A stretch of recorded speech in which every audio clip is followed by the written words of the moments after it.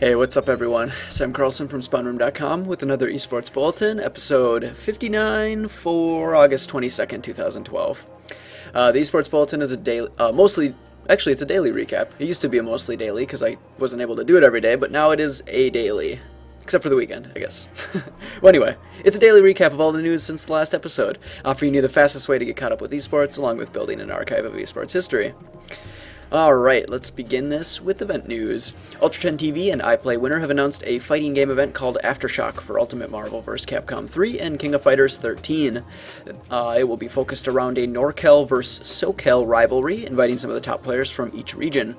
The event will be hosted at the University of California, their campus. I'm not sure exactly where, but in Santa Barbara, on September 15th, so definitely check that out. Sounds cool. And if you haven't, I think I'm actually mentioning Ultra 10 TV later. If you haven't checked them out because they're awesome. Yes. 2 more Counter-Strike 1.6 teams were confirmed for the upcoming PGS Exponar tournament, or it's PGS Ozone. It's in a different language, so it's kind of hard to figure out. But anyway, that's on October 11th through 14th, and they've invited Russian team USSR and French team Web1. The team list for the 2012 World Championship World of Warcraft Arena North America Invitational, mentioned in yesterday's episode, number 58, has been released. Curse has invited 8 top North American teams, and you can see who each player is and what specific role they will be playing. Oh, and that's this weekend, I should probably mention that. The Intel Extreme Masters are beginning to release qualifier dates and information for the Guangzhou, China stop happening September 30th through October 4th. The first release focused on European qualifiers for StarCraft 2, which are slated to run August 27th through the 29th. Alright, let's move on to player and team news. A group of successful UK and Irish Call of Duty 4 players have decided to make the switch to Counter-Strike Global Offensive today, forming a new team called Koala Sports, not Esports. It should be noted that this doesn't appear to be them forming a pro team, which means we can expect the roster to be maybe like temporary or dynamic, players moving around and stuff as they, some of them might get picked up by like established gaming organizations and stuff, so. But for now, they're playing as that team, so that's cool. Is it Macedonian? Anyway, Macedonian team Entity revealed that they have switched to Global Offensive, but stated, like many others, that they will continue with CS 1.6 on the side.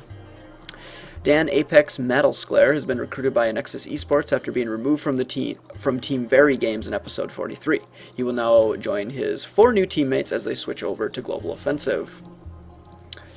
Mosports Dota 2 have announced that Alexandru Comewithme Krasinuscu will not be able to attend the International due to being denied entry into the United States, and will instead be replaced by Kiroki Salihi Takasomi. Yep. StarCraft 2 player Liquid Hero has decided to forfeit his WCS Korea match against SKT1 Rain to attend the MLG Summer Championship this weekend. However, since Hero made top 8 for WCS, he will still earn a seed in the WCS Asian Championship later this year.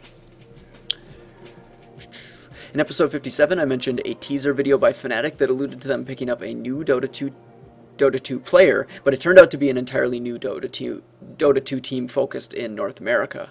Fnatic has acquired Tim PowerNet Moon and will be helping him build this brand new team to represent Fnatic basically in the next coming weeks. Right now, Tim is the only mentioned player, and they're going to actually just be building up the team now, or whatever.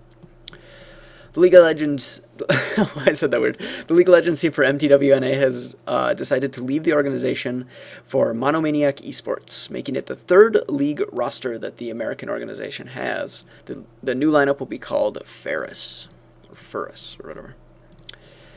The Danish gaming organization Copenhagen Wolves has decided to take the plunge and pick up their first League of Legends roster, acquiring a number of notable European players like Casper the Tess Poulsen and Dennis Svenskeren Johnson.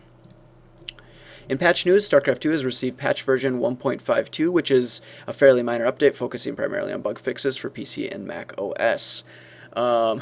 Actually, the patch is so small you probably don't even need to look at the patch notes. There was like really nothing that important. They fixed like pathing, that might be the most important thing.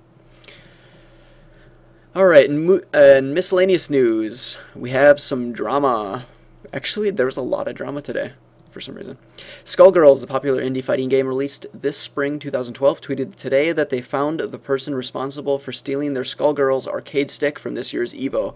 After multiple attempts to communicate and get the stolen property returned, Emerson Ryan Litchfield has closed all forms of communication and will now be facing a police inquiry for the theft.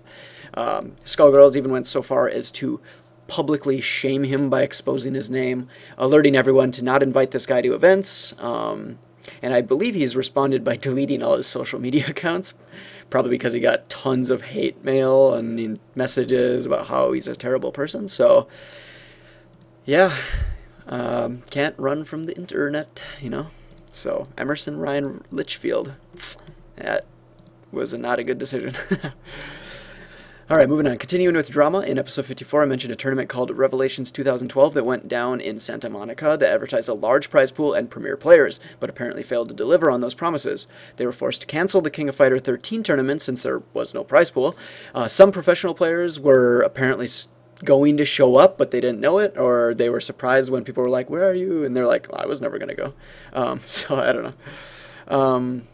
And then it almost got even worse when they were going to say that the Street Fighter Cross Tekken prize pool was going to go down from $5,000 to $500, which is ridiculous. But then since they canceled the King of Fighters 13, apparently they still were able to do the $5,000 prize pool for that. It also sounds like the tournament itself actually ran pretty smoothly besides this whole money business issue. And in the attached link, you can watch Ultra 10 TV. There we go. That's what I was going to mention again. On their Tuesday show, they basically go into detail about what happened and, you know, all the gory details and stuff. So yes, if you haven't checked out Ultra 10 TV, definitely check them out. I like watching their Tuesday show. It's probably one of my favorite fighting game like news shows or discussions and stuff. And if that wasn't enough esports drama for today or whatever, we've also got some more Twitter battles going on between independent journalist Chobo Peon and Variables and Richard A. Lewis from Kadred. I'm not going to go into details about the whole thing, but basically there was an article, and then there was tweets about, you know, the whole Kickstarter thing with Chobo Peon and how he basically like inadvertently called everyone who does esports journalism like liars or inept or whatever. So yeah, so there's a little bit more Twitter drama with that. Lastly, congratulations are in order for Sam SC2 Kasparek, who has an awesome name, by the way, who was selected as the new official Complexity Gaming Academy caster. So you can check out the link that's provided, and you can go follow him on Twitter, like add him as a friend on Facebook, check out his live stream, and say congratulations. And last thing. These last few episodes, I'm sorry, have been kind of long. I try to keep them short, but it's hard. Before I close, I want to give a shout out to eventpotion.com, an esports hub for finding the latest events and shows. It's a really nice site. It's sleek. It's you know, it's like not complicated. It's just like simple and useful, and it's a site that I've been looking for a while because there hasn't really been a good centralized like event and show calendar kind or like listing kind of a thing. And I really like how this one looks and how it functions. So go check it out, eventpotion.com. You can follow them on Twitter at eventpotion. If you're feeling very motivated or generous or whatever, you can also send in emails about new events or new shows or whatever that they might be missing, or maybe details that are wrong or whatever. So get involved that way. And I think they're going to be adding a form, so you won't actually have to send an email. You'll just be able to submit it, which would be really nice. So okay, sorry for another long episode, blah blah blah, but you know, you gotta cover all this esports awesomeness. So as always, thanks for watching. Yeah, thanks for watching. Consider subscribing or twittering, following, and see you next time.